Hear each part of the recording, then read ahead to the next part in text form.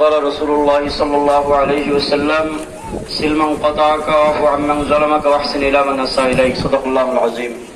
ইসলামী আন্দোলন বাংলাদেশ কেন্দ্রীয় ঘোষিত আজকের এই 9 দফা বাস্তবায়ন প্রস্তাবনা প্রোগ্রামের সম্মানিত সভাপতি, উপস্থিত আছেন ইসলামী আন্দোলন, শ্রমিক আন্দোলন, সকল সংগঠনের দায়িত্বশীল ভাইয়েরা এবং সামনে উপস্থিত আমাদের একজাক ইসলাম বীর ভাইয়েরা।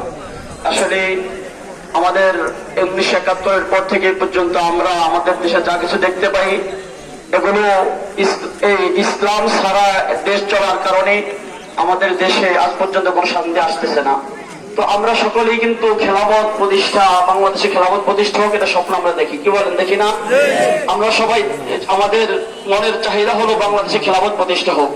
খেলাফত প্রতিষ্ঠা হওয়ার জন্য আমাদের সকলের অন্তরের অনেক চাহিদা। তো অন্তরের চাহিদা পূরণ করার জন্য আমরা ইতিহাস থেকে যা জানতে পেরেছি, খেলাফত যাদের মাধ্যমে প্রতিষ্ঠা হয়েছে তাদের কলবটা পরিষ্কার পরিচ্ছন্ন ছিল।